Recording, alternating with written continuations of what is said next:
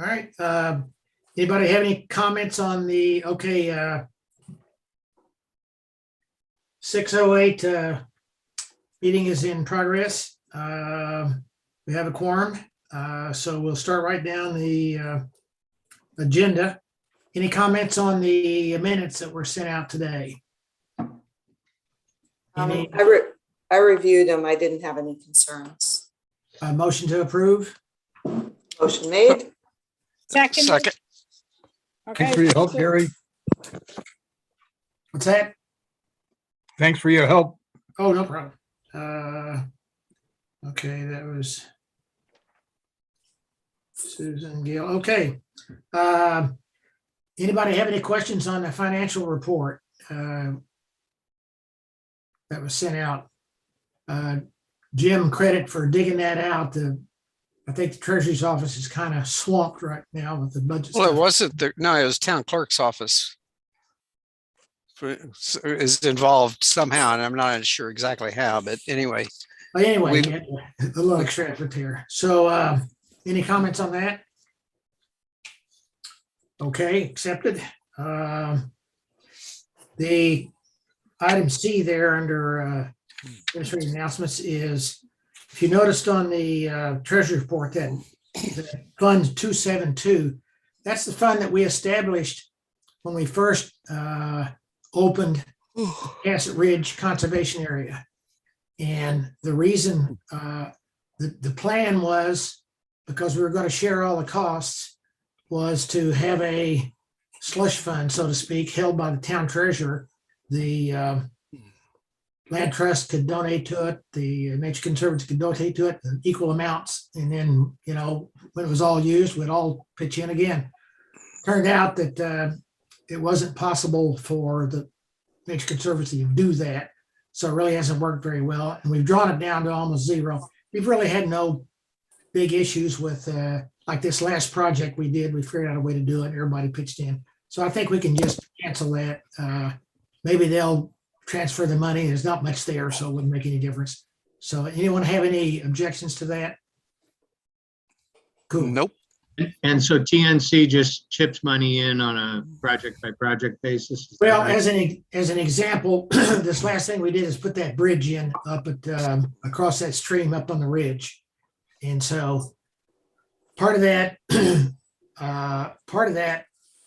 we need to clear that area down on the low part that goes across behind the Marvell farm, because it's real thick in there, it's twisted and so on. The original part was wet, so we put it down through the woods, but you can't get a brush hog down through there. Anyway, they're going to pay for Josh to clear a much better track through there so we can get equipment up in the future, like a brush hog, to go up and, you know, do work up on the ridge. So they're paying for that. We paid the two bills that appeared on this statement was the lumber we bought for that footbridge. And John Paul went up and John Paul and Joe Peruzzi went up and put in a half a day clearing a big tree away from it. Then the land trust organized a group to carry all the wood up there and put it together. And, you know, so anyway, everybody pitched in. So I don't think it's going to be, you know, and there's not a whole lot. That's, you know, the whole idea of that concept is minimal work. And, but anyway, I think we can make it work. So, okay, we'll just do that. Another little announcement here. As you probably know, MarySexton is now in Denver, Colorado, or the Denver area. She's building a new house and everything. So she's kind of out of, she has got her, you know, other things on her mind and so on. So we're basically, she's basically not going to do the graphic arts work for us that she's done in the past. And, but she does have some very sophisticated files, like the digital file of that trails booklet that Ginger and her put together, and we're still using, and it's turned out to be a great product. All those files she holds, and they're really, really big files. So her and Ginger are working out a way through some kind of Dropbox arrangement or something for her to get those files back to us, so we'll have them here in case we want to print more in the future or change them and so on. So just to let you know that those files will be protected. Actually, the flash drive has already arrived, Ginger told me, so. Oh, good. Excellent. All right. Okay, so Oh, can I interject for a moment? Did we, quote unquote, open space ever, we paid for her services, right? We never, did we ever write her any kind of official thank you letter for her contribution? oh, she got paid for everything. She got paid. Yeah, that's Yeah. what I thought. Okay. Yeah, yeah, Just- yeah. At If a it's discount, closing right? up, it may. Oh, be- yeah, yeah, yeah. That would not be a bad idea, though, to give her a little kind of farewell. Thank you very much. Because she did, as I think Brian was about to say, she did everything at a real cut rate for us. So through Ginger's friendship and so on. So anyway, we got a very good deal with her. And so good idea. We'll do that. Are you the collective wheel? The what? Are you the collective person who's going to do that? Are you going to write? that? Well, you I said don't have we'll to. do that. You want to do that, Gail? Well, I will. I can talk to Ginger and so that it, I get some specific things that would be important to include. Yeah, I'll do that. I can write Okay, that. thank you. Great. Should it be on official stationery? Yeah, Or can it be a thank you note, just, I think a Like a- digital note would be just fine. I mean, okay, yeah. yep. Good Check with Ginger. I Yeah, I think, will. Yeah. think I we've. don't have any sort of- contact information, so I'll get it from Ginger. Okay. Okay, I'll do that. I think that would be nice. Yeah, it doesn't hurt for sure. She did do an awful lot of work over several years, and especially that booklet. Oh my God! But Yeah, all of the signs and everything we worked on was, well, Ginger and her put those together, and she had some real complex software that it enabled her to do that, like that booklet. I mean, you just can't do that on on Word. Yeah. So anyway, Okay, all that's right. good. So, okay, moving on to item 2. Brian, Monast Island. Oh, no, what about membership? Term Oh, expiration? gee. Skipping, Brian. Sorry about that. Thank you, Gail. Yeah, we do have, let me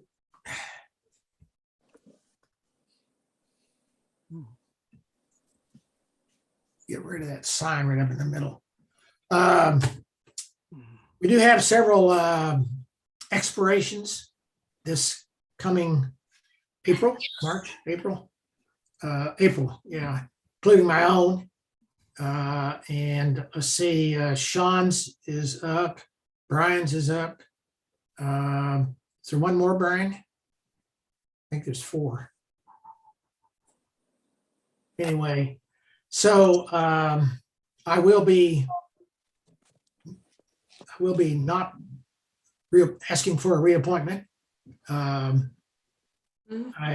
think I've mentioned before, I'd be delighted to stay active as allowed in projects and so on, and working on things that have started. I'll see those through to their completion, again with the concurrence of TOSC. So we need to do some thinking on who's going to be doing what. And so, Brian, everybody's hoping and praying that you're going to be with us after April.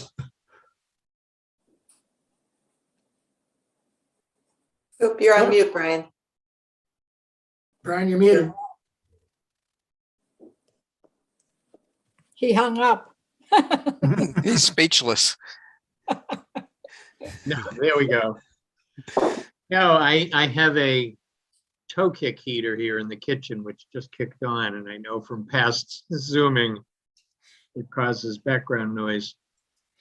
Yeah, it would be my intention to re-up for another term. Mhm. But I guess it's worth stating now that I do not, well, I know myself well enough that I would not want to take on the sole chair responsibilities. I enjoy work well with special projects and things like that that are targeted, but We do have a current member who has past experience. Would, Yeah.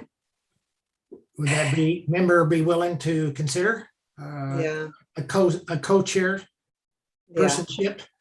I mean, I would consider my struggle is I work 50 to 60 hours a week. Yeah. So, you know, like for example, today I've been on Zoom calls straight since 9 o'clock. So this is what I do all day is Zoom. So why not keep it going? So I just hesitate that that I can keep everything on time with, you know, keep everything where it needs to be as chair. But I'm certainly willing to help, but I'll tell you that that is my concern. You know, unfortunately, right now it's I save the commute, but I just work more hours. So Yeah. unfortunate how that turned out. But I'm happy to like present at, you know, town council meetings, like those types of things. I'm just a little bit concerned about over committing and then over promising and under delivering, which is never good. that's pretty much where I am too, as far as paying attention to deadlines and reports and annual reports and things like that. Mhm. The more routine matters or not, and it may be that we need another position in our structure that can help with that. I don't know. We have one more meeting in March before all this comes to the fore. So I just thought it would be a good time to bring it up, get everybody thinking about it. Mhm. And we also have one existing opening, and I believe Sean has attended one meeting since he joined, so I don't expect him to continue. Yeah, so there'll be 3 openings then in April, right? Right. Assuming. So we need to start thinking about who we might want to rope in. Yeah. Well, shall Recruit. we just let it stay there for now and start thinking about potential people that might be interested and capable and Mhm.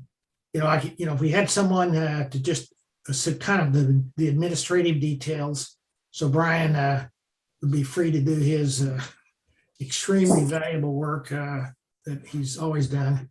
That would be great. So, okay, well, let's energize the radars this next couple months and see if we can. Come to the March meeting with ideas. Yeah. Mhm. Cool. Okay, right on to the next one, Brian. Okay, that's Monast. Yes, sir. So I've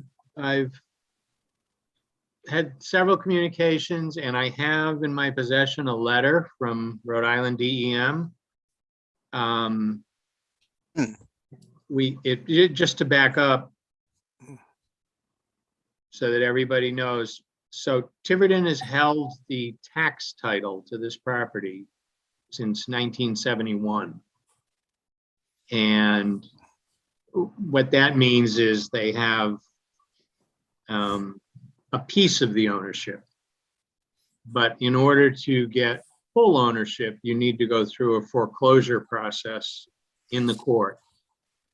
And that allows the previous owner an opportunity to make up those taxes. That being said, the Rhode Island statute, as I read it, requires that they are paying 1% per month on the tax bill that's due. So even though it was sold for something like $600, I think today it's going to run over 100,000 to redeem it. Back taxes. So, and I've had some communications back and forth with the town attorney, who said he's happy to go ahead and institute the foreclosure procedures if town council authorizes that. And he thinks there's a very low risk that anybody would be trying to redeem it. There was an original owner who lost it to a tax sale to an attorney from Warwick, who then never paid the tax bill. That was 68, and then in 71, they sold it again, and the town bought it back because nobody bid on it. What property, Brian, is this? It's known right now as Monast Island. It's a little hard to find if you look at the map because it is way north of Tiverton. It's outside of the bay. It's basically two sandbar islands, or two points that are above water. Oh, yep, I remember you talking about this. Yeah. And it's sort of north of the Fall River line and equidistant to Bristol and Twisted Point. And so, given the situation, DEM had requested some kind of control over it because it's the largest nesting colony for common terns in Rhode Island. And they said there was also oyster catchers nesting there last year, and they would just like to be able to protect that in some fashion. And so previous discussion, we talked about simply giving it to them if town council approved that.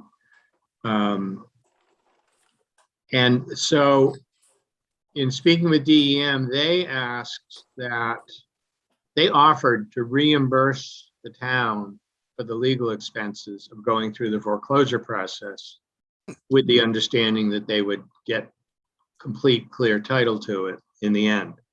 And so I do have a letter from Michelle Sheehan at DEM that they will reimburse up to $5,000 in legal costs, and the town solicitor estimated $3,500 to $4,500 as the cost.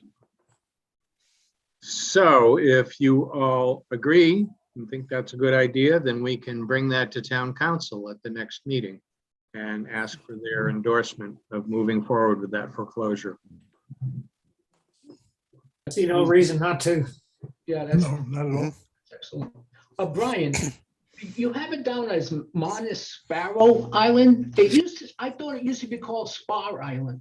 Yeah, it actually, there's a 1850-ish map on the wall outside the town administrator's office that shows it as Sparrow Island. Okay. And then it became Spar Island. And then in the actual title deeds that I researched, it appears the two sections that stick above the water, one was known as Spar, and then Monast acquired the whole thing, but named the other one Monast after himself. I think that's why he bought it. Yeah. So it goes by various names, but the town record right now has it as Monast Island. Okay. And that would account for all of the land. Would not be another owner of a few grains of sand out there. No, the party that there, I found a Google hit that mentioned this Mr. Monast filing a claim of adverse possession in 1958 or 59 for the islands. However, it was probably 4 or 5 months later that a party named Gardner transferred their interest by quitclaim to all the islands to him. So there was something between those two. And actually Gardner's deed was interesting in that they did a whole history that it had been in the family for over 200 years from Captain so-and-so who kept sheep on the island. And it was an affidavit that was part of the deed, basically saying, through family Bibles and letters and whatnot, they were demonstrating that they had some ownership interest out there. So it was obviously clouded at the time, but ultimately Monast acquired the entire thing. It's interesting that the 1853 map shows it as one continuous island. So it's possibly was at that time, and through weather and seas and so on, the middle of it was washed away because it's evidently real shallow and sandy and so on. So might go away totally in the next 30 years. Yeah. Do I hear a motion to approve So moved. requesting? Second. Any oppositions? Unanimous? Yep. You.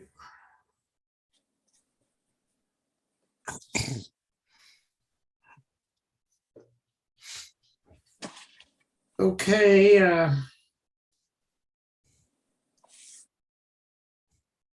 Fogland Beach, Brian, you might as well be comfortable here. The next part of the meeting is yours. So Fogland Beach is next up.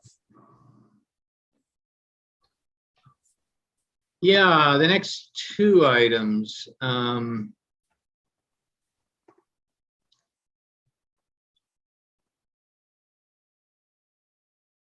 kind of all in one. There's a bunch of pieces to this, but ultimately what we need to decide tonight is, will we go to town council? The deadline is next Tuesday for the agenda request for their meeting on January 24th to seek approval to submit a grant for the MRP Action Grant Program, which we are now eligible to participate in, having completed the MRP project. And so the SNEP grant that we've been working off of with the design firm, engineering firm GZA, is nearing completion. That was primarily to address stormwater runoff in that area. And a lot of the design is to capture stormwater up on Fogland Road before it turns the corner and comes down Three Rod Way. But it's expanded a bit as we've looked at all the details. And so now it also includes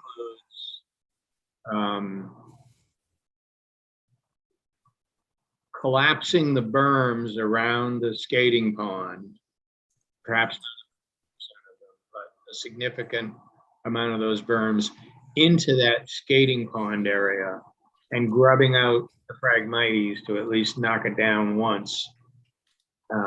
And the hope being, if it's not standing fresh water, which we believe it primarily is now, that at least the bigger height of the Phragmites will be diminished somewhat. And so the regrading of that will try and bring that water down to the edge of the road, sort of near the existing ticket booth, guardhouse, where it tends to pool anyway. And then we went through several scenarios of how to get it to flow north across the road and into the salt marsh area, but ultimately have settled on a kind of a trench drain, they call it, which is a U-shaped drain across the road with grates on top of it.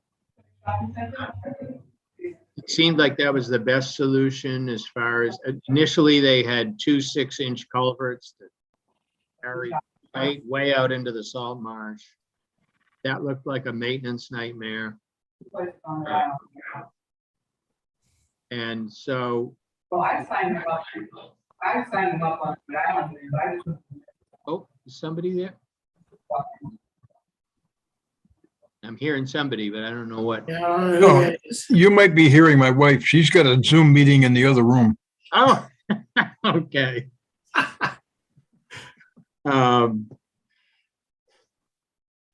Yeah, so we've settled on this trench drain idea. It's just going to cross the road. There'll be a little clearing on either side. And the grates can come out, be easily cleaned out. And I think it'll be a lot easier to maintain. The other pieces of this, which weren't initially part of the GZA proposal, but that will wrap into this new grant, would be Recreation wants to demolish the existing ticket booth and replace it. And at the meeting last night, I think settled on a number of $12,000 to do that. Is that right, Stu? Yep, okay. And so we would include those costs as part of the budget. And also the dune work continues. This year, I think will primarily be just tightening those openings a little bit. If you haven't been down there and you get a chance, you'll see that where those dunes have taken hold, the sand is not blowing across the road. So DPW has less to clear now, but wherever there's an opening is where it's piled up on the other side of the road. And so there may be some extension of the dune structures to the west, but primarily sort of extending what's there, tightening the openings a little, maybe even raising some of what's there. And that's moving forward.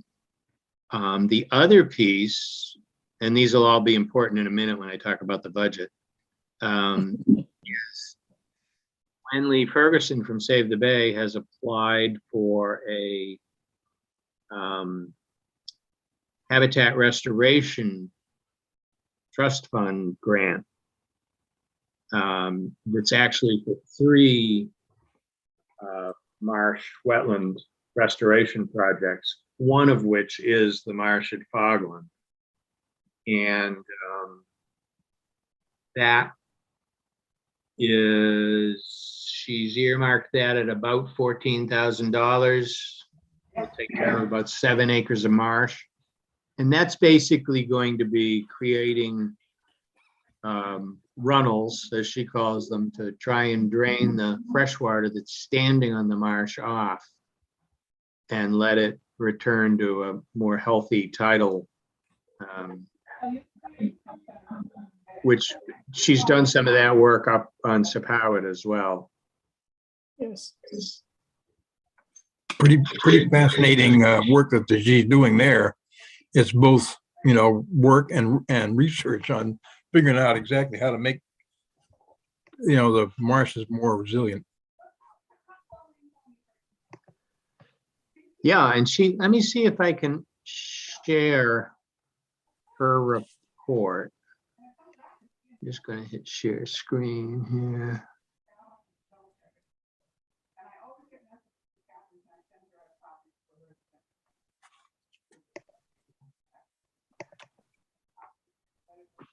If people can see that.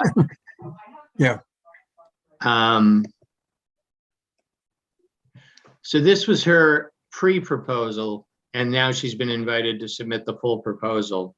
And she said we should hear on this by the end of February. But I wanted to show you, she identified, which is vaguely visible on Google Maps. So there's the Fogland Marsh. Wow. And here's the skating pond that we hope to regrade and return to natural environment.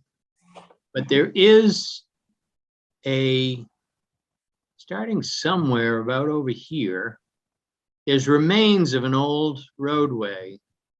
I think I can see it right here. Yep. Mhm.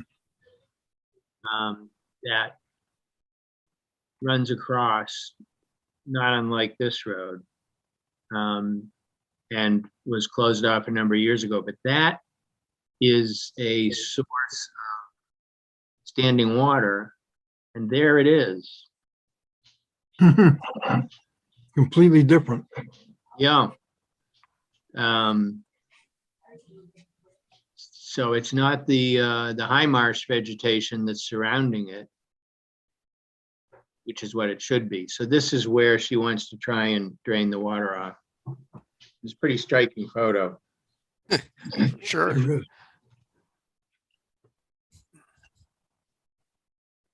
Well, that's salt marsh grasses in that corridor, is it not?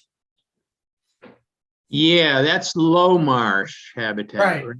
Yeah, So why does she want to drain that off? to let the high marsh establish vegetation in there. Okay, And to get the fresh, because when the fresh water is standing on the marsh, it actually causes the underlying ground, the peat, to subside. Mhm.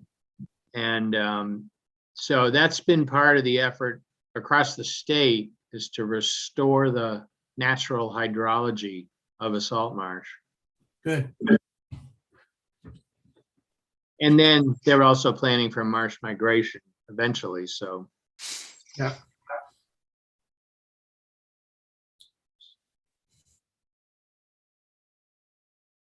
So she expects to be awarded that very soon. And let me see now if I can put up, I guess I got to close out of this. Let me stop share. Try another one.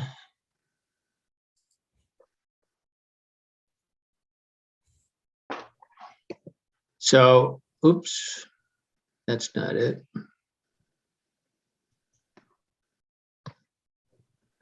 Wrong one.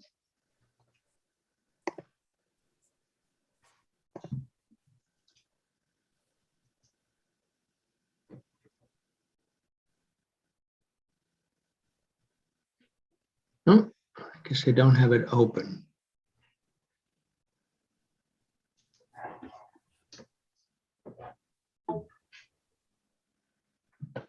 No, I don't have it open. I thought I did. But this is the current budget that the engineering firm has supplied to us. And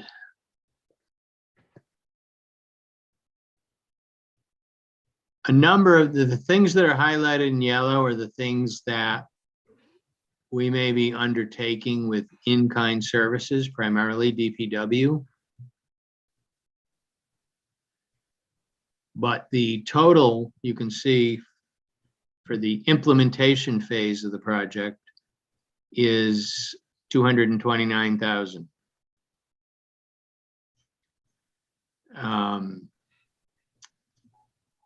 It adds up, I guess, huh? All those Yeah. numbers. Like, wow. Well, and the big numbers, the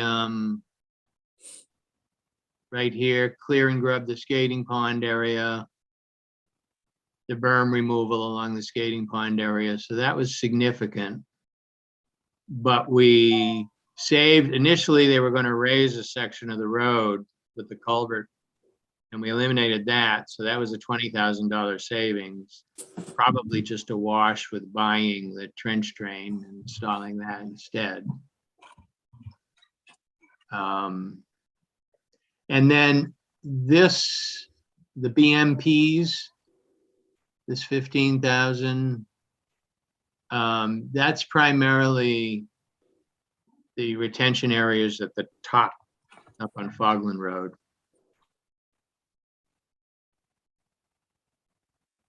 So those are the biggest numbers. And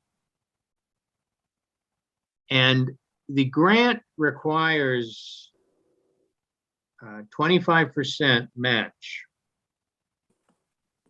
So for 230,000, that gives us 57.5. And then something I've never seen before, but it limits the in-kind match to half. Hmm.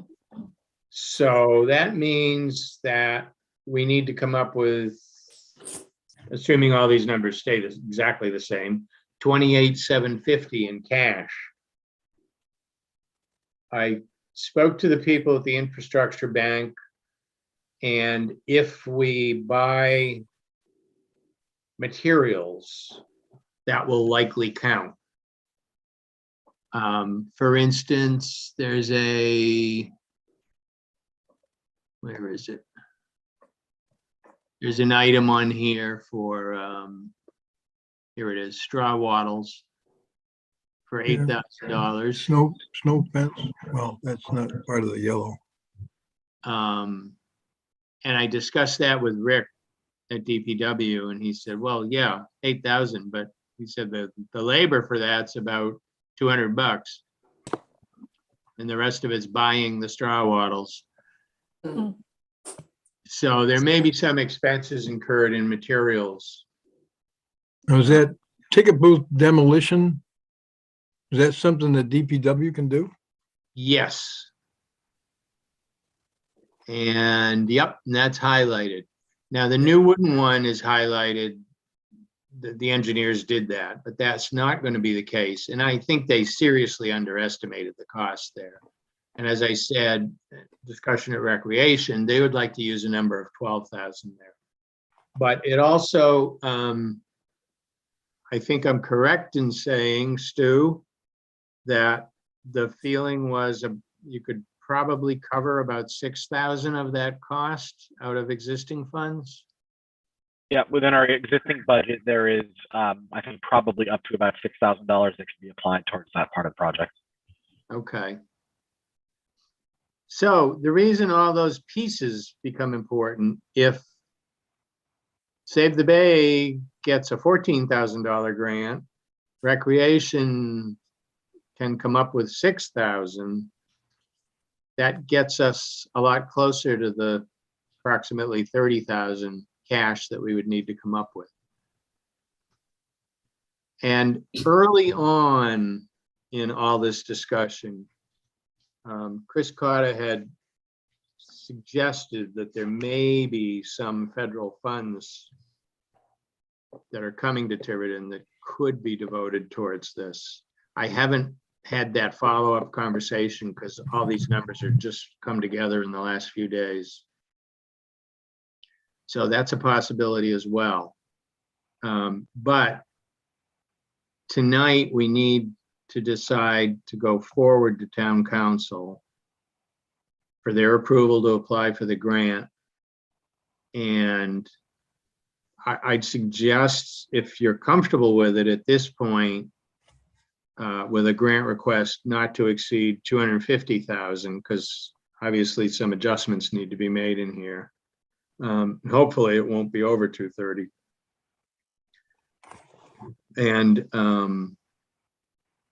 And also I'm wondering if we could authorize use of up to, say, 15,000 from the open space fund if needed, for matching funds. All of that would, before it actually goes to town council, my intent would be to tighten this up and try and get a much higher level of detail. But unfortunately, to make all the deadlines for the agenda for next week and whatnot, we had to meet now and make a decision. So that's why it's still a little bit fuzzy. So that was a lot of talking. Questions, ideas? It's a lot of really, really good talking. It represents a ton of work. So I think we got to back this all the way. I mean, we're getting so much in grants. We're getting a ton of work from Windley Ferguson and all of her expertise. And this is a giant step forward in, moving toward a great success down there and getting the recreation side and the open space side moving toward a natural system that we can all be proud of. I would echo what Gary just said. One question I have is, Brian, what is the consideration about the roadway and the access to those people who reside on the wrong side of the flood, as it were? I know that's mentioned in the report. Is there some hope that all of these things will tend to improve the flow of the water enough so that there won't be a huge washout, or it'll just be expanding marsh, so expanding capacity? Could you speak to that? And Jim, you're on mute if you're talking. Oh, am I really not? No, I've got it. And we hear, I hear you. Yep. Okay. All right, I was talking. Did you? Yeah, Yeah, you you were. heard. Yes. Some of you heard. Okay. Yeah, I mean, I think all of this is aimed at increasing resilience to that area. Trying to keep the marsh healthy, trying to keep some dune structures in place to absorb storm energy. Ultimately, we're going to, this is not over when this Right. is over. I still am very concerned personally about that little pinch point in the middle, which one good storm could turn the point into an island. Exactly. So- But I agree. I mean, I think you're absolutely right that the overall improvements will build resilience and therefore, be a stepping off point in case we can do something beyond this.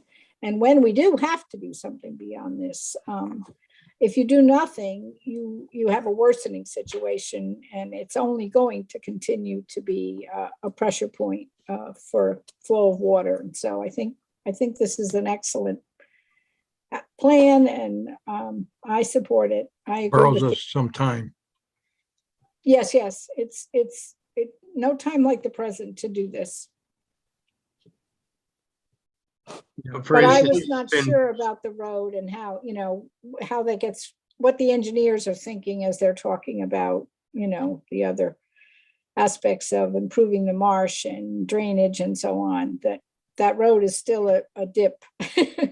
Yes. And but I think if we can capture a lot of the water up on Fogland, and then it's not that it won't flood, because on the king tides and whatnot, it just comes in there. But at least if there is a operable trench drain across it, when the tide goes out, it's going to drain back out again. Mhm. There's still going to be standing water on either side, I'm sure, in the shallows, but at least it should improve the road significantly without the extraordinary expense of raising that The roadway. road. Mhm. Or building the bridge. Yeah. To the new island. Okay, thank you for answering that. So I'm a second in support of what, this proposal, both parts, both asking the town council for, applying for a grant, and also kicking in 15K from TOSC funds, should we be able to do that. is that a motion, Gail? Yes, it can be a motion. Do I have a second? Second. Susan? Okay, Gail and Susan. Are there any no's on this? Great, unanimous. I have a question, but not related to possibly what Open Space Committee can kick in, but is there a way for there to be like a GoFundMe or a general appeal to the citizens of Tiverton? If you care about Fogland Beach, if you like using it, kicking, when, the town or all these organizations need X so that we can do this. I mean, that's not something that our TOSC would do, but is some entity do that? Or how does that work? We've used that approach before, Marcus, particularly with Grinnell's. There was a lot of money raised there through private donations Mhm. to help achieve that. I guess my observation would be doing that is a lot of work in itself, publicizing that and whatnot. And this is a relatively small amount that we'd need to be coming up with right now. Where we have used volunteers and it counts towards in-kind is the dune planting, and that happened last year.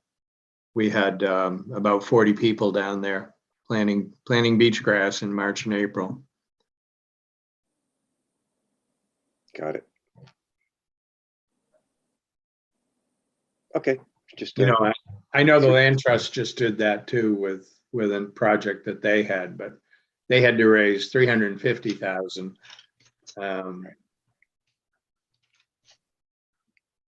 right. So this is small potatoes comparatively. The work needed, yeah, and it's also somewhat less defined, I think, Okay. to try and relay to somebody or to get people excited about contributing to. Well, maybe someone could identify the little shack. I mean, that's an identifiable thing. That's That's true. like, hey, the your name memorial. No, I don't know. It's just an idea, but there's a lot of brain power here. So, And that, I don't know if I know I mentioned it previously, but the intent is to move that to the first opening on the left, past where it is now. There's actually 2 openings up onto the top of the dune there where there's parking. And the new building would be located in the first opening and close that off, which would help that dune, regrow vegetation as well. And people could still access using the second road just past it. got it. Stu? I Did you have a just wanted comment? to, yeah, I wanted to offer one thing as you're looking at fundraising. So last year, Recreation was able to, with the town council support, add a fee on for parking passes for residents of $10 per pass.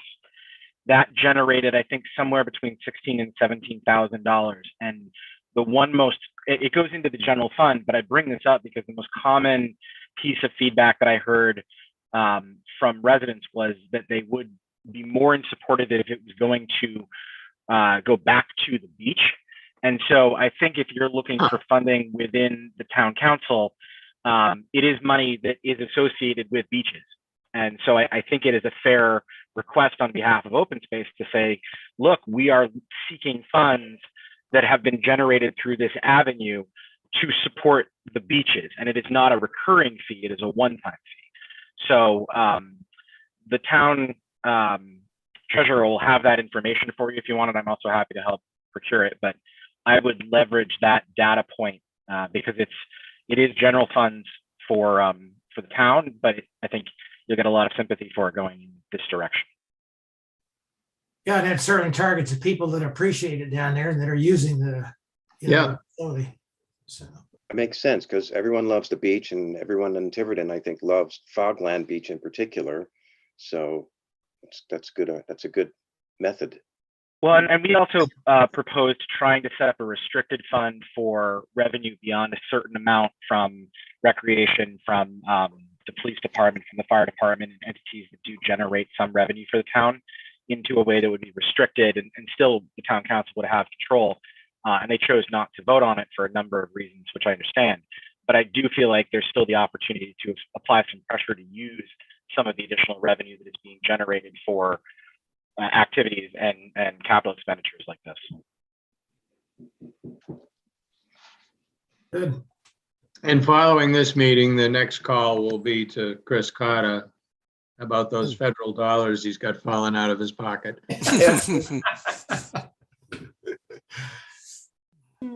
Good. Well, any other, is that about, wrap it up, Brian? Or- Yep. Well, I think the commission owes you a great thank you for pulling all this together and staying with it and working with Windley. It took someone of your energy and skills, so thank you very much. Okay, we're ready to move on then. Okay, the next item, there's been no progress on that. It's one of mine, the historic markers. I've just been too busy to get into it. So that's still to be done. I did communicate with Brian, the lady from that company in Minnesota, and Right. I've got the information, so we'll get going on that sometime this spring. Fort Barton Master Plan Workshop, it's scheduled, as you know, for next Wednesday. It's going to be interesting. It's a public workshop. So we'll see if there's anybody else other than us attending. If it's us, we'll, it'll be quick. My thought on doing this, if we have, participation other than the commission, is to just basically briefly go over the background, identify those issues that were part of the, the paper to the town council, welcome comments, and, go from there. So that's all lined up. We have reserved Zoom meeting. The agenda has been posted, so I think we're ready to go. So do you need anything from any one of us, or are you ready to?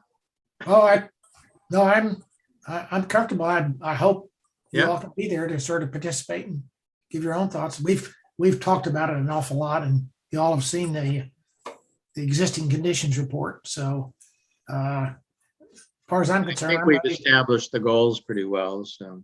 Yeah. Okay, item F, it was the process guidelines for public trust declaration. All right, you recall that the state, I guess that was last year, approved a bill that allowed towns to declare town-owned properties that are currently recreational properties to be declared a public trust, which would give them another level of protection should some council in the future decide that they ought to build something else or sell it for development. So the process seems fairly simple. It does require a lot of tax research and so on. I apologize. I meant to send everybody a copy of Narragansett. A couple of people from Narragansett prepared a paper that gave their idea of what the process would be, but it basically is done by a town council resolution, so it doesn't require any kind of ordinance or anything like that. And then the legal process of going through the titles and so on and doing the paperwork. So I will forward that to you so you can take a look at it. But it looks like a pretty good guideline for doing that. And what we would want to do initially, I think, is get it to our town solicitor and see if he agrees with, that process. And then we could, at some point, decide on what properties we want to do that for. So that was, we were just kind of waiting for that, for the State Land Trust Alliance to forward those guidelines, and I now have that, so I'll send those out to you that we can discuss perhaps at the next meeting. Okay.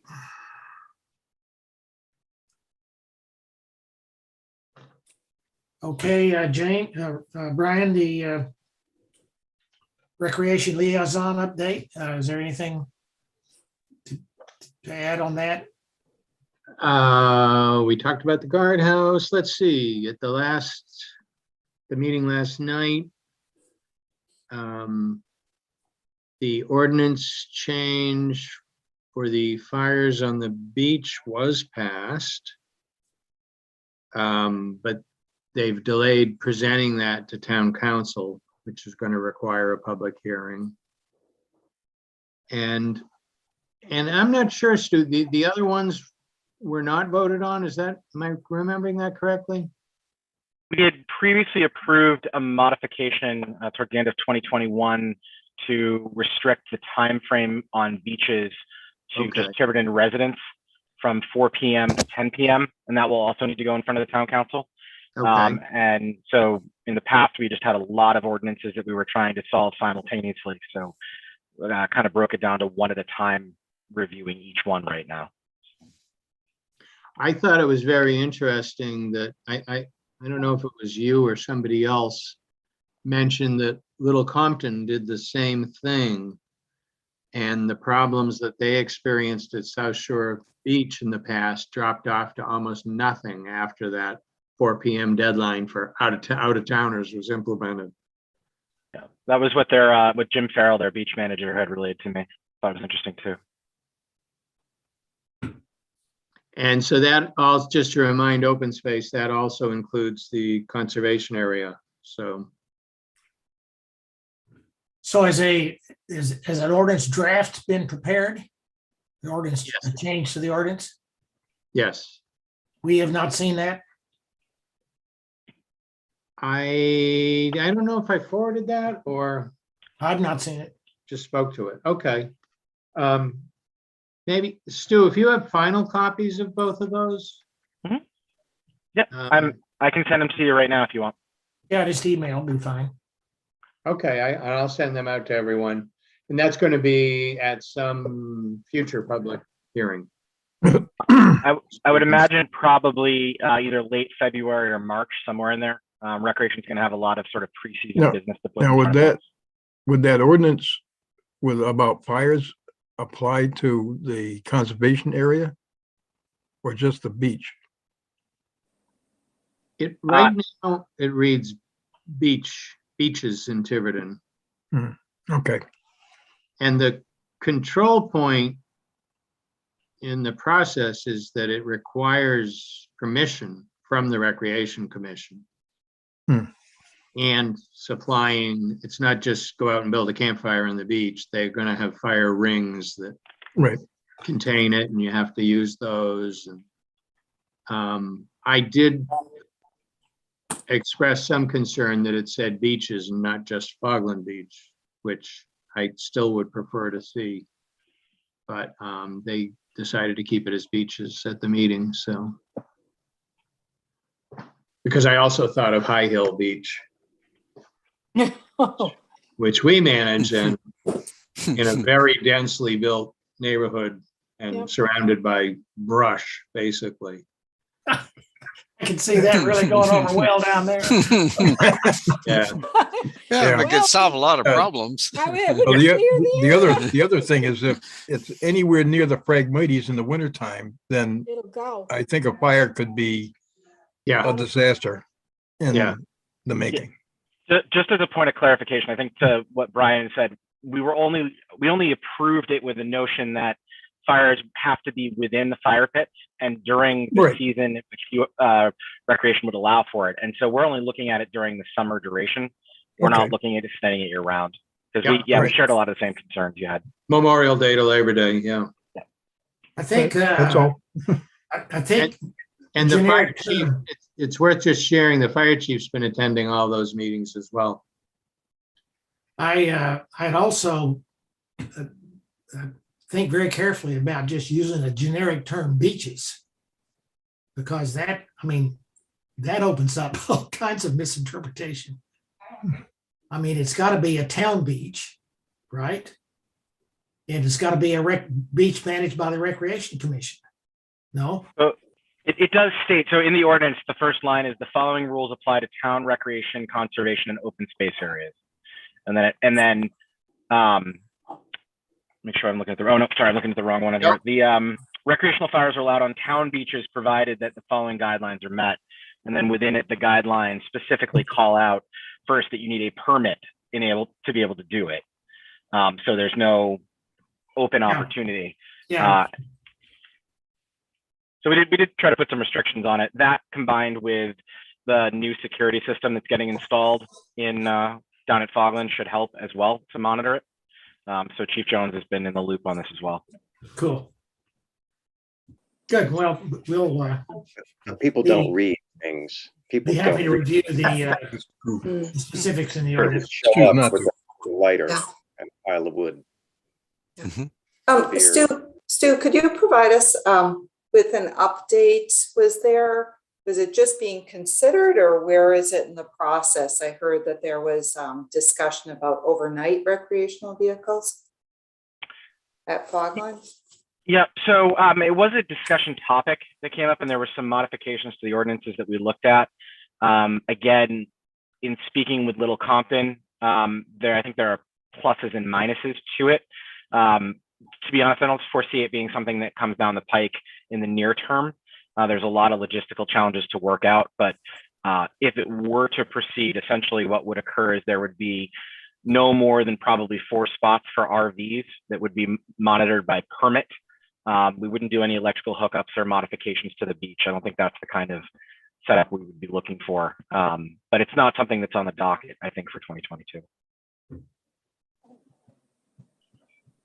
Thank you.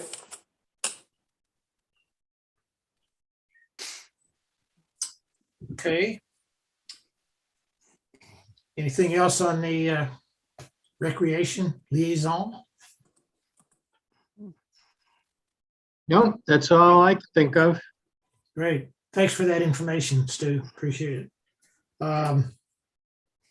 Okay, land stewardship, High Hill Point signs, they're still in my shop, ready to go in. Item B. Martin, you want to just comment on that? Yeah, Gary and I discussed doing a project to try to control the bittersweet that's in the dunes at Fogland, and it might be an opportune time while they're dormant to go out and cut those. We were hoping maybe we might be able to treat the stumps at this time, but I had a conversation with Dr. Maynard at URI, and he said, as I kind of suspected, we both suspected that it really wouldn't be effective now, that if we cut them, that we could then treat the foliage as it grew back by around midsummer, or we'd have to cut them back again, maybe in early fall, late August, early September, into probably October, likely, and then treat the stumps then, and that would kill them, kill it back pretty completely. I'd be a little reluctant to be doing spraying down there, but I would have to check with DEM first before we could proceed with something like that, or coastal. Yeah, I share your concern about spraying. You just can't control it. And the reason this came up when I was down there a while back, that bittersweet really shows up this time of the year because the berries on it are very visible. And in the summertime, when the growth of everything else is green, it's hard to, I mean, you can still identify them if you know what you're looking at. But it seemed like an easy time to go down there with loppers and saws and knock those things back easily. But Well, knock, it'd be worth at least, giving it a try and knock a bunch of it back and just see how much effort it took and how it'd make out. And then if, it'll grow back like crazy over the, if you make cut a bittersweet back real hard, it'll probably grow back 15 or 20 feet the next year. But then cutting and treating, and when it still has foliage, is when it's going to be the most effective, done late in the, early to mid fall is a good time. good. Okay, well, we'll keep that on the docket. Yeah. If there's some weather that kind of breaks and it's not too frigid out there, then we give it a shot. Yeah. Good one afternoon, you can remove an awful lot of bittersweet. Yeah. As long as you don't have to pull it out of stuff, then you're okay. Somebody had, Say, for what it's worth, I was on another Zoom call with Wenley and Caitlin Chafee from CRMC. And there was a fairly extended discussion about the use of glyphosate in the Phragmites in the skating pond area. And back and forth whether that was worth doing or not. Ultimately, they decided against it. yeah. We can just get some salt water in there. That'll take care of the fragmite. Yeah, Yeah, it's helpful. Okay, just a comment on the item C there under land stewardship. Jean Paul and I were doing some monitoring 2 or 3 weeks ago on a nice day. Well, actually, I'd been out earlier to see where we were going to go and so on. And I walked up 8 Rod Way from Lafayette Road, and using that new app we have where you can see where you are in relation to the parcel maps. You can walk right up 8 Rod Way. And I've always known where it crosses Lafayette Road, but once you get into the jungle there north of Lafayette Road, you sort of, lose track of where you are. And the old cart path that's still visible, a little bit into the Rose property. It used to be visible almost all the way to Lafayette, but that's long ago disappeared. I assumed it was sort of on it, but really was most of it. In fact, almost all of it down that far is on the Rose parcel. But anyway, just to let you know, when I was following it up there in an area that I'd never been before, actually, I came upon another stone wall complex that I've never seen before. And it was pretty cool. Obviously, I think it actually is probably part of that Brown Farm complex that's identified on the maps. That's right on 8 Rod Way, and one of those historical black farms that was down there. Because it's if the land was cleared, it'd be just a short walk up there, and there's no sign of a cellar hole or anything else other than the stone wall complex. But it was pretty cool. I do have some pictures of that. So anyway, just another little addition to our 8 Rod Way settlement History lesson. Yeah. Yeah, and the cool thing about it, it was up on a rise. I don't think I'd ever seen something that was like that. It was almost like a little plateau sticking out where you could look down in almost any direction. So that was really cool. And I will say, Rose's markings of his property, it's all over the place. They look like they were right on in terms of in relation to our app where we were. So, So he's not claiming 8 Rod Way as his? no. Okay. Rose is selling a big zero high hill road though, right? Oh, yeah. Yeah. Okay. Get your millions.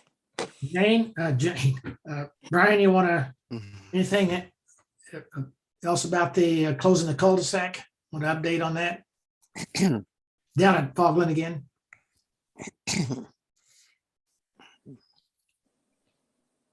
Up, you're muted.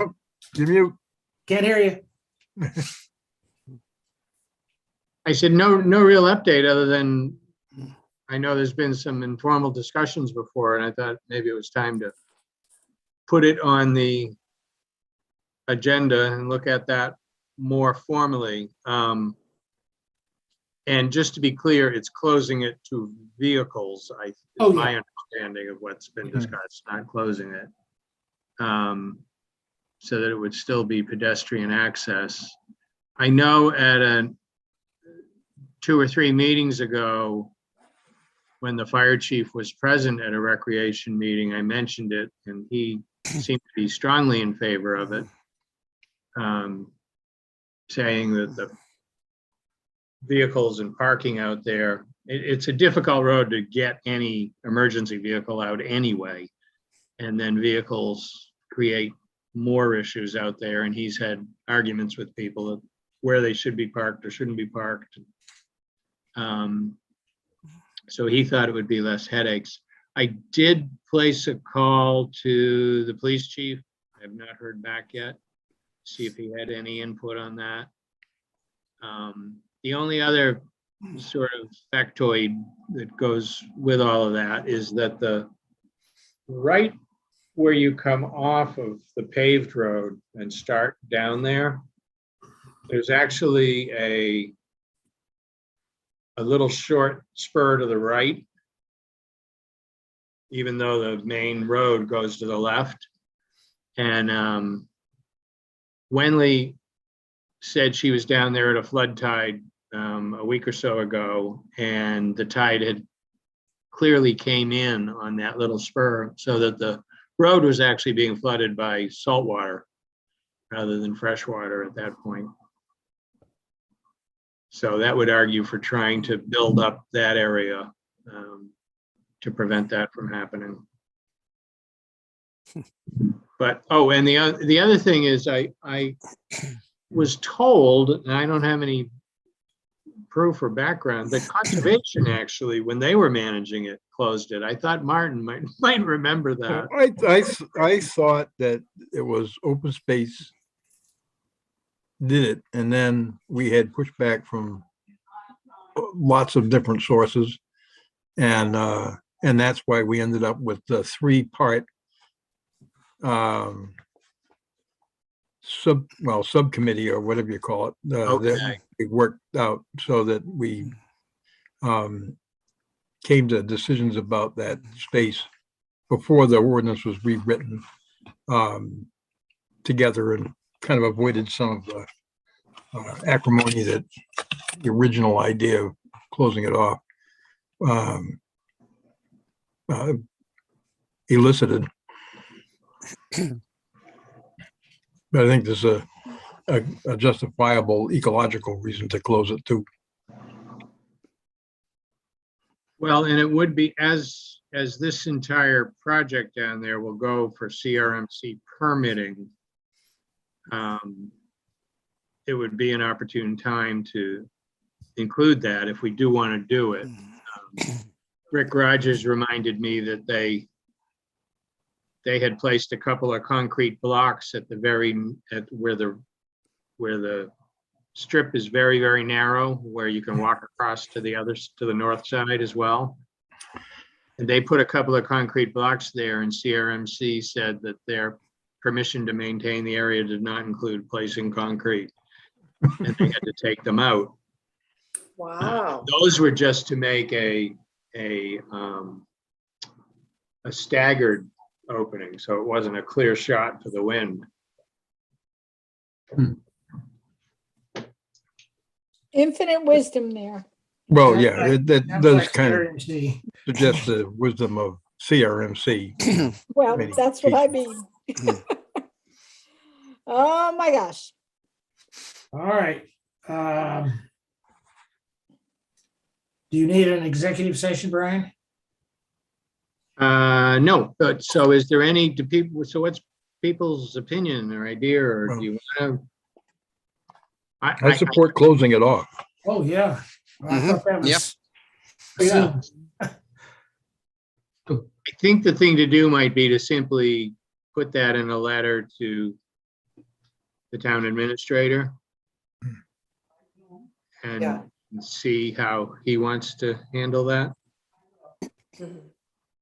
Yeah, we talked about this at another meeting and there was some confusion as to who said what when about that issue. Am I in the right issue? Yes, it And was so- closed up. It was closed off temporarily along with a And- number of other locations due to the COVID surge of open space out. recreation use and just trying to control the crowds. And then we were under the impression it was not going to be reopened, and then it was. Right, okay. And so putting it in writing to Chris makes sense. Because then it's like we are saying, this is how it should be in our view. It We should be closed. recommend Yeah, closing that to vehicles. And Yeah. for our next meeting, I would also note there is absolutely no signage down there that indicates that open space has anything to do with any of that area. Hmm. And I think it would be wise to plan to do something, naming it the conservation area and indicating that open space, so they're not calling Stu questions. That they I have the name of the sign guy if you want it, the DPW gave me. Okay. Can offer that. Stu, do you have any comment on the closing the cul-de-sac? I mean, do you think conservation, Rick would support that?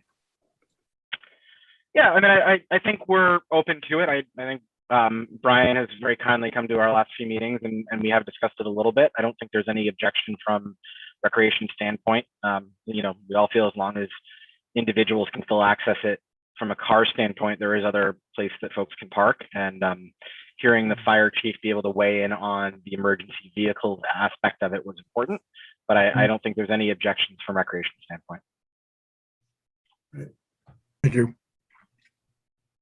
All right, well, So we'll draft a letter to town administrator. all right, I'll work on that.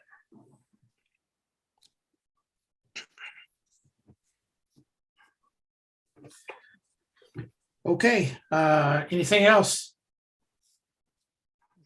one more item, you have a bridge on PRCA Trail.